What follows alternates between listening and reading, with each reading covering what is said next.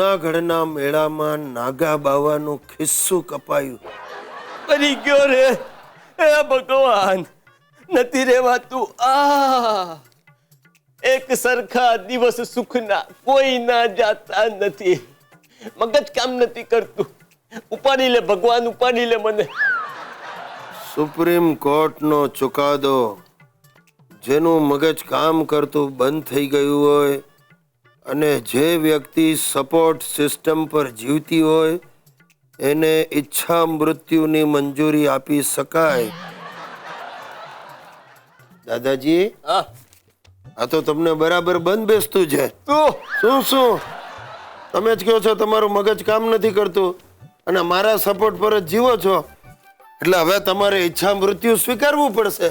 એ ભાઈ, એટલે તું મને પતાવી દેવા માંગે?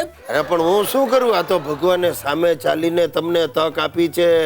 સરકારે આ કાયદો પસાર કરી દીધો. હું તો કહું છું એનો લાભ લેવો જ જોઈએ. જો સાંભળો દાદાજી, આપણે શું કરીએ, તમારી આ બે આંખો છે ને એ આપણે ઓલા સાવિત્રીબા છે ને એમને દેખાતું નથી, એમને દાનમાં આપી દઈએ. અરે તમે સાંભળો તો ખરા. અને આ તમારું શરીર આખું મેડિકલ કોલેજને દાનમાં આપીએ. એટલે શું છે કે વિદ્યાર્થીઓ એનો અભ્યાસ કરે, સંશોધન કરી ને શોધી કાઢે કે ભગવાને આવી આઈટમ બનાવી કેવી રીતે. અને હા, તમારી બંને કિડની આપણે 2-4 લાખમાં વેચી દઈએ. કલા હરામ ખોર પાજી, તારે મારા જીવતા જીવત મારા અંગો વેચીને પૈસા ઉભા કરવા? આપણામાં કહેવત છે ને, જીવતે લાખનો મરેલો 1.25 લાખનો. તો તમે પણ જતા જતા અમને થોડો ફાયદો કરાવી આપો એમ. ભાઈ, મારે નથી મરવું પણ હવે. અરે નથી મરવું કેમ? રોજ તો તમે ભગવાનને પ્રાર્થના કરો, ભગવાન મને ઉપાડી લે. ના, આજ પછી ક્યારે નહીં બોલું. ये हुई ना बात. अरे दादाजी, मारे तो તમારી 101મી વર્ષગાંઠ ધામધૂમથી ઉજવવી છે. મારે તમારા દુશ્મન મારું દાદલું. દોસ્તો, આ મહિનો મારે માટે ભારે છે.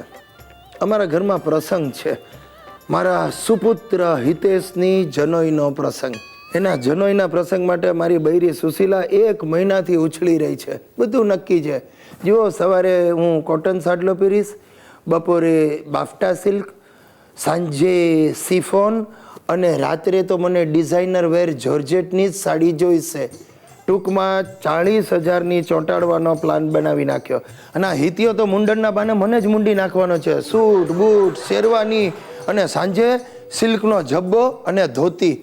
વળી પાછું એણે એના મામા પાસે એટલે મારા શાળા શંભુ પાસે સોનાની ચેનની દરખાસ્ત મૂકી છે.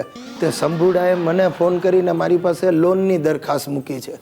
અને મારા દાદા, એમણે તો નક્કી જ કરી નાખ્યું, વસરામ ભુવાનું જ જમણ જોઈશે.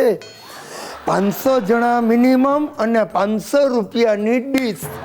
બોલો સાહેબ, આ ઉત્સાહના મહાસાગરમાં મારા કુટુંબે મને ડૂબાડવાનું નક્કી જ કર્યું છે.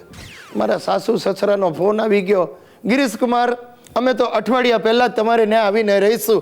સાહેબ, ધરતીકંપ થાય અને જો હું દટાઈ જાઉં ને તો કદાચ 10મા દિવસે જીવતા બહાર નીકળવાની શક્યતા ખરી. પણ આ જનોઈ કંપ મને જીવતા જીવત દાટી દેશે.